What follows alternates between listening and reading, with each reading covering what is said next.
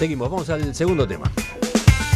El senador colorado Pedro Bordaberry propuso modificar el reglamento de la Cámara Alta para que los viajes de los senadores al exterior sean discutidos y aprobados previamente por el plenario del cuerpo, teniendo en cuenta los antecedentes y las razones de la misión, la integración, la duración, el costo y el financiamiento de ella. La iniciativa de Bordaberry se conoce luego de la polémica que generó ese viaje que estuvo encabezado por el vicepresidente Raúl Sendic, pero en el que también intervinieron 7 legisladores del Frente Amplio del Partido Nacional y un grupo de funcionarios del Parlamento a una asamblea de la Unión Interparlamentaria que tuvo lugar en Zambia. El viaje tuvo un costo de $120.000. Capítulo correcciones. Si no, es correcto lo que has dicho, digo, y no era Zambia. Y me parece que es una buena iniciativa de parte del senador Bordaberry y creo que algún otro legislador ha presentado alguna iniciativa similar. Estás hablando del diputado Fernando Amado. Claro, aquí en el Parlamento se sigue una tradición que es se cocinan los viajes un poco, en proporción a los votos, etcétera. ¿Cómo que se cocina? Bueno, ya eso suena un poco despectivo. Sí, la semana pasada me corrigió severamente porque dije trupe parlamentaria, ¿no? Bueno, y ahora él habla de que se cocina. Para no herir sensibilidades voy a decir se negocian. Lo que se plantea con este proyecto, y me parece que está bien, es que sea el plenario del Parlamento el que aprueba un viaje y sobre todo lo aprueba sobre bases ciertas, es decir, ¿a dónde se va? ¿Con qué finalidad? ¿Cuántos van? Y sobre todo, ¿quiénes van? Porque, por ejemplo, tomemos como el caso de este viaje a Zambia. Ustedes saben que en este congreso de Asamblea de la Unión Interparlamentaria se trataba el tema de la juventud y la política. Entonces, si el plenario mañana tiene que decidir, por de pronto no puede decidir que vayan 14 personas. Eso está... 16. O 16 personas. No puede decidir eso. Sí, porque tú contás el guardaespaldas y el edecán de Sendic. Está bien. Buena acotación de parte de Ramela. Lo que tenés que decir es, los parlamentarios que vayan tienen que tener cierta especialidad, cierta aptitud en el tema. Digo, yo en una delegación que va a tratar el tema juventud y política hubiera mandado para empezar a 2 o 3 de los parlamentarios más jóvenes, como primera medida. Y como segunda medida, si hay alguno que esté especializado en el tema, o que tenga conexión con el tema. No mandar a cualquiera porque ahora le toca al Partido Nacional, o ahora le toca al Frente Amplio, o ahora le toca al Partido Colorado. Eso es un error. Y después me parece que en este caso del viaje a Zambia hubo muy poca sensibilidad de parte de quienes hicieron el viaje y quienes lo votaron y quienes lo aprobaron, porque coincidió, yo sé que estaba previsto con anticipación, pero coincidió con un momento muy doloroso en la vida del país, como fue el de las inundaciones, el tornado de Dolores, la pérdida de cosechas. Entonces creó muy mala imagen que hubiera unos gastos muy especiales, excesivos por un lado y esta situación por el otro. Y quiero hacer un destaque porque lo leí hoy en búsqueda y recomiendo que se lea. Hubo 2 personas que tenían posibilidades de viajar en business o viajar en primera, porque ahora no hay primera, viajar en primera clase y alojarse en habitaciones de primera clase. Uno era Raúl Sendic, vicepresidente de la República, presidente del Senado, y el otro era el presidente de la Cámara de Representantes, el diputado Amarilla. Bueno, quiero decir que así como hemos hecho un escándalo porque Sendic aprovechó de todo y gastó todo lo que se podía gastar, el diputado Amarilla renunció a viajar en primera y renunció a la suite de lujo. Me parece que es un hecho que ha pasado desapercibido y vale la pena remarcarlo. Yo, estando de acuerdo en general con lo que plantea Antonio, es curioso porque tengo una sensación encontrada. Yo no estoy de acuerdo con la propuesta de Bordaberry porque me parece que es como tratar a los señores senadores como si fueran niños de escuela. Entonces, yo creo que tanto los propios parlamentarios, los senadores que tienen atrás, ¿cuántos? 60, 70 mil votos cada uno. Más de 70 mil. Como el presidente de la Cámara, que a su vez es la segunda jerarquía, digamos, en el país, en la estructura republicana. Me parece que tienen que... la gente los mandató, entre otras cosas, para que tuvieran sentido común y buen criterio. Entonces, yo no puedo creer que ahora, ante una necesidad o una posibilidad de realizar un trabajo fuera del territorio nacional, del tipo que sea, tenga que reunirse en pleno de la Cámara de Senadores para estudiar, a ver usted qué va a hacer y qué día va a ir y cuáles son los antecedentes, y presente la documentación y yo pido la palabra y usted ya fue muchas veces y en qué hotel se va a alojar. Me parece que eso es de un demérito enorme para la vida parlamentaria, que no se lo merece. Yo entiendo el espíritu con que planteó Bordaberry el tema, me parece que es muy razonable, pero yo digo, señores, compórtense como personas adultas, responsables y con sensibilidad. Yo creo que lo de Fernando amerita aquella vieja frase, aunque usted no lo crea. ¿Por qué? Porque tú decías, no puedo creer que sea necesario, no puedo creer. Yo te digo, aunque usted no lo crea, lamentablemente es necesario. Yo creo que el proyecto es sensato. Yo creo que todo lo que sume en aras de mayor transparencia es bienvenido, porque todos sabemos, lamentablemente, que en Uruguay y en otras partes, a veces estos viajes tienen un trasfondo de, como dijo Mercader, de negociación o de reparto de oportunidades de viaje y demás, que no van necesariamente de la mano de la eficiencia o del buen resultado que ese viaje tiene que traer para el país. Yo soy de los que creo que no se puede decir que no se vaya a ningún lado. Hay que ir a algunos lados, obviamente. El Estado uruguayo tiene que estar representado. Hay ámbitos de esos que son positivos, no solamente para aprender y descubrir cosas que de alguna manera son muy positivas, sino para integrarse y lograr contactos y lograr relaciones. Todo eso puede ser. Lo que creo que Uruguay no tiene por qué tener, como en este caso, por ejemplo, la delegación más grande de América Latina, y que Uruguay podría, en algunas circunstancias, ponerle algún tope o algún límite a determinada forma de gastar la plata en esos viajes. Por eso me parece muy bueno, me parece muy bien, me parece razonable que haya proyectos de ley que busquen de alguna manera lograr que estos viajes se decidan con mayores controles, con mayores seguridades y en pos de respetar criterios esenciales. Quizás sea un poco burocrático, además, que el Senado en su plenario se tenga que ocupar de estos temas. Puede ser que en ese sentido tenga razón Fernando. No sé, puede ser que haya una comisión especial o algo por el estilo. Que presente un informe y ya está. Que presente un informe. Quizás se puede buscar algo un poco menos burocrático. Pero lo cierto es que todo lo que sume a la transparencia y haga que el Uruguay gaste bien los escasos recursos que tiene debe ser aplaudido. Esteban, ¿estás de acuerdo tú con el proyecto? Si hay algo que tuvo de bueno el viaje a Zambia, es que a través de la prensa y a través del debate público conocimos una situación que todos han manejado, creo que es uno de los temas que más se ha manejado en los últimos tiempos, que no nos satisface a la inmensa mayoría de los uruguayos. Incluso vi algunas encuestas, algunas cosas, no nos satisface. Sobre todo por esa casualidad, pero no es solo por la casualidad de que estábamos con el agua al cuello.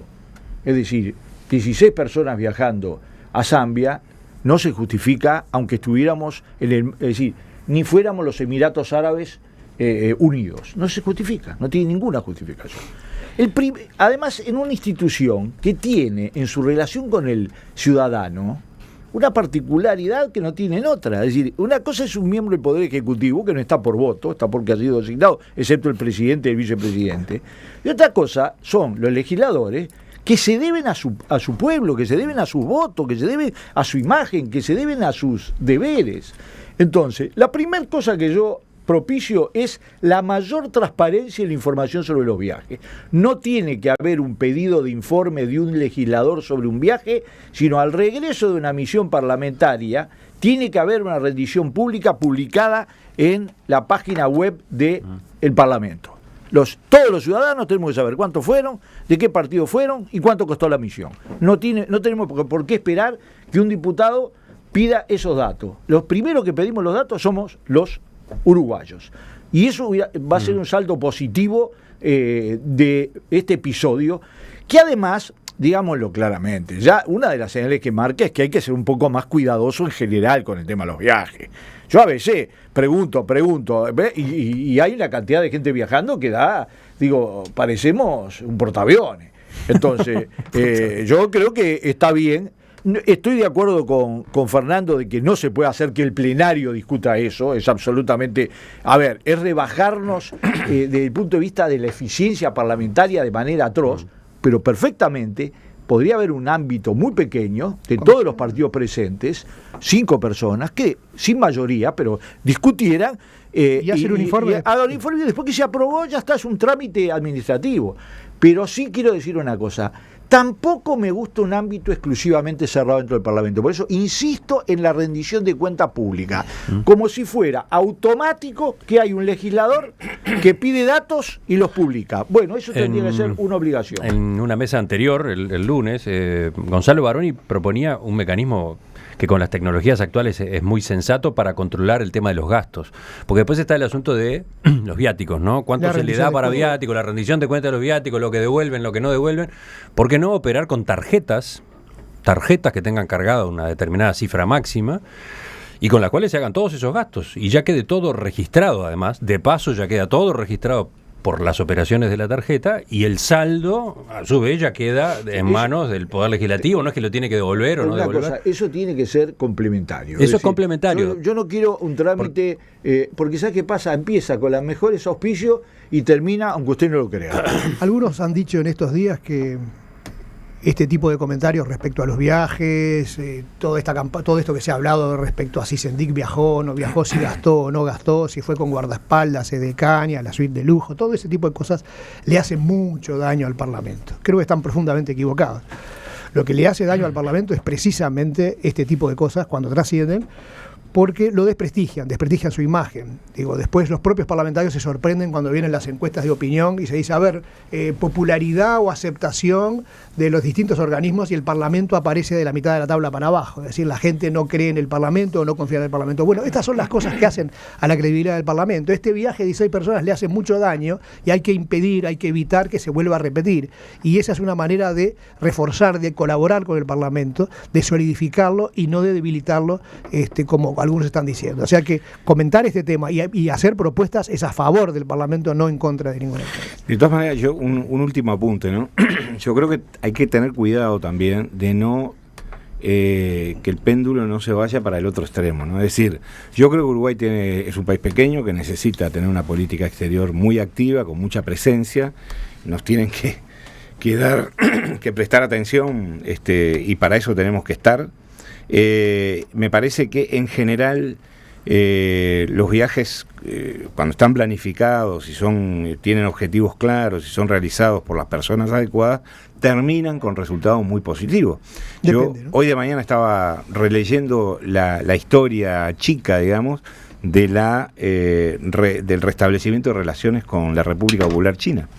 Que fue un proceso que insumió varios viajes de autoridades de gobierno, de legisladores, de delegaciones. Estás hablando del primer gobierno de Sanguinetti, ¿no? Del primer gobierno de Sanguinetti, que tenía también un contencioso con Taiwán y toda esa historia. Es decir, que hay que, ojo, después con los años China se ha convertido en uno de nuestros grandes socios comerciales, ¿no? A veces se argumentan cosas que no son tales. Yo quiero decir, por ejemplo, que el otro día en la conferencia de prensa, conferencia de prensa no, pues fue un monólogo, en la aclaración que intentó hacer Sendik al respecto con relación a su viaje, mezcló porque dijo, bueno, yo he estado en el Congo, vi a Irán, no sé qué, y estos viajes sirven porque uno hace contactos comerciales y busca negociaciones comerciales y demás.